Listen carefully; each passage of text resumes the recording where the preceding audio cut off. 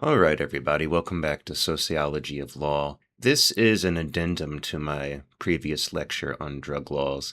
It's been a few years since I recorded that lecture, and in that time, there's been enough change that I decided that we needed a little bit of an update with recent events. I think the two biggest stories in recent years are the growing recognition of the opioid crisis and the widespread decriminalization of marijuana and other drugs at the state level. Now, when I recorded my last lecture, people were just starting to pay more attention to the rising rates of opioid addiction and overdose deaths in the US. Now, the actual rise had been happening for a lot longer than that, with overdose deaths steadily going up since the late 1990s. But it accelerated over time, with the upward curve getting sharper in the 20-teens and then really going crazy around 2020. Now, in this class, we've covered the concept of moral panics and the history of moral panics over drug use. And that's something a lot of sociologists are familiar with. It's their go-to when they see news reports about a drug crisis. So I had some colleagues in criminology who reacted to the first news stories about the opioid crisis with skepticism. Hey, is this just another moral panic? And on the one hand, you can't really blame them. The media freaking out and exaggerating a problem is a recurring pattern. And some of us are old enough that we've lived through a couple of major moral panics. When I was a kid, adults were convinced that lunatics were putting drugs in Halloween candy and that every town had a cult of Satan worshippers hiding somewhere. So being skeptical isn't a bad reflex. On the other hand, it's also a good example of how heuristics can work until they don't. And the opioid crisis is all the more sociologically interesting because it's an example of the dog that didn't bark. Overdose rates were able to rise for quite a while before anyone started drawing attention to it. And even nowadays that it's widely recognized as a problem, it doesn't seem to be an exaggerated problem. It's kind of a third-tier issue in our political and cultural debates. You hear about the opioid crisis in the news, but you hear about it less than you hear about issues between Israel and Palestine, the war in Ukraine, or whatever other culture war things are going on. Now, there's a couple of angles you could take to try to explain why this is. One is that a lot of the opioid problem has been in white Rust Belt communities in places like Ohio and West Virginia. So you don't have that pattern of exaggerated stories of minorities committing violence using the drugs, partly because it's not centered in minority communities. And to compare apples with apples here, you also have to think that the rate of violent conflict might actually be just objectively lower in these Rust Belt communities that have been at the heart of the opioid epidemic. One idea I've seen thrown out is that the cartels bringing fentanyl into the country preferred shipping it to places like Ohio rather than distributing it through Los Angeles street gangs, exactly because it didn't result in turf wars and shootouts and bystanders getting killed and other kinds of things that attracted police and media attention. When you have people in trailer parks and small towns quietly overdosing in their homes, it just creates less of a stir. Another angle in explaining the relative lack of panic over this epidemic is that it was hitting poor and working class people in these Rust Belt communities, and these people tend to fall beneath the notice of many in the media and government in the big coastal cities. The victims weren't prominent enough to attract much attention, and poor rural whites don't even have the kind of advocacy groups that have sprung up in the wake of the civil rights movements to look after blacks and other minorities. There's just not the same level of institutionalized concern for people in Youngstown or Charleston that there are for people in Los Angeles or Philadelphia. In any event, as the problem did start generating more attention, it's resulted in pushes for greater legal control and for stronger regulation of opioids in particular. This involves traditional criminal law, making stricter regulations and harsher punishments for certain classes of opioids. For example, by late 2025, Congress enacted the HALT Fentanyl Act, permanently locking fentanyl-related substances into the Schedule I drug class. Supporters of the law framed it as a necessary step to stop traffickers from altering molecules to evade the law. Critics argued that it repeated punitive drug war logic and could hinder legitimate scientific research using these drugs.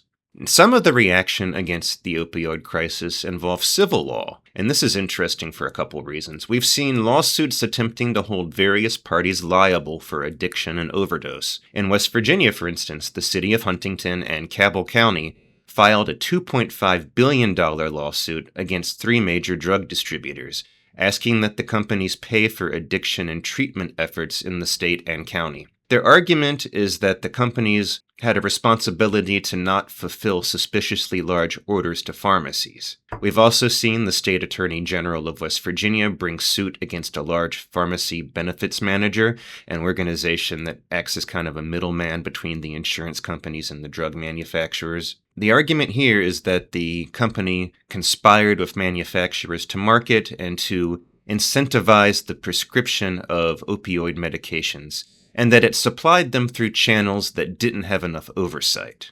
And West Virginia also collaborated with several other states in winning a $7.4 billion settlement from Purdue Pharma and its owners, the Sackler family. In addition to being good examples of the massive size of modern litigation, note that in these cases, liability for overdoses is being directed at organizations rather than at individuals, such as individual doctors, individual pharmacists, drug dealers, or drug users who might be blamed for their own drug use.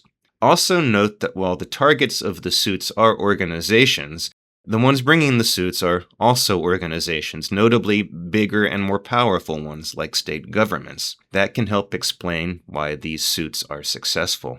The other big trend in recent years is the accelerating trend toward decriminalizing or legalizing marijuana. As of my last count, 31 states have decriminalized small amounts of cannabis, 42 have made it legal for medical use, and 24 have made it fully legal for recreational use. You can drive around here in Morgantown and see 2 or 3 cannabis dispensaries, which is something that would have seemed like a dream to potheads when I was in college. One sociologically interesting thing here is that legalization has affected both the use and marketing of marijuana. I think a lot of people pictured legal weed producing the same patterns of sale and use that we had had before, only with less fear of arrest. But when you legalize a drug, it becomes a target for big businesses to make big money. And then you have large, efficient, bureaucratic organizations racing to produce the most concentrated and easy-to-ingest forms of the drug and to market them with attractive packaging.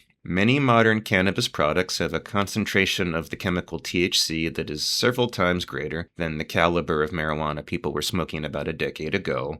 And we also have a range of products like flavored vapes and THC candies on display at convenience stores.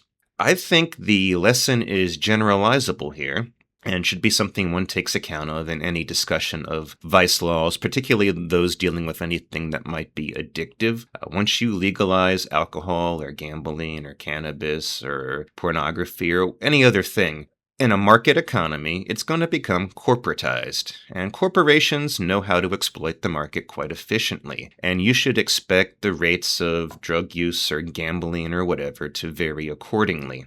And gambling might be another good example.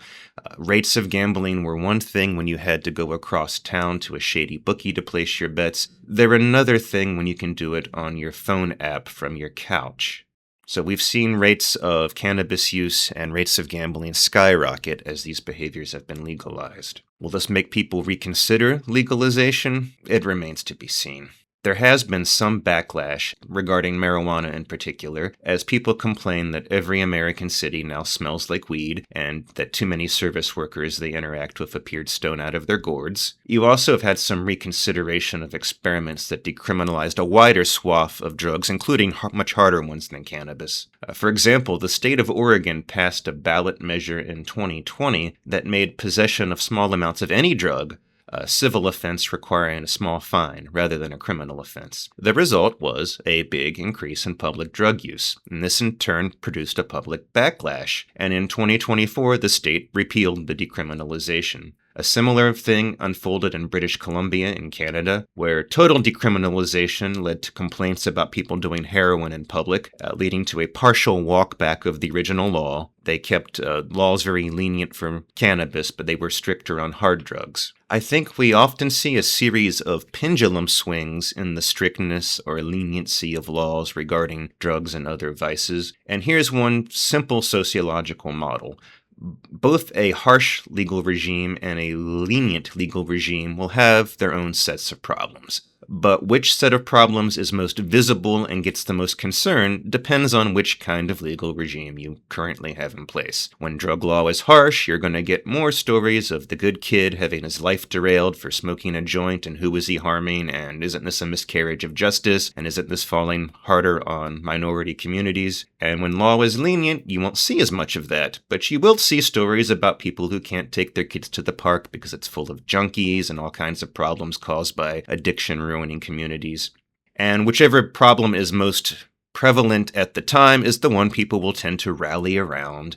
And you'll see swings back and forth as people become more aware of problems with the current regime and forget about the opposite set of problems. So whatever you think is the optimal amount of strictness or leniency about this drug or that, you're probably not going to get the law to settle on exactly that. The best you can probably hope for is some swings of the pendulum back and forth around an area sort of close to your optimal policy.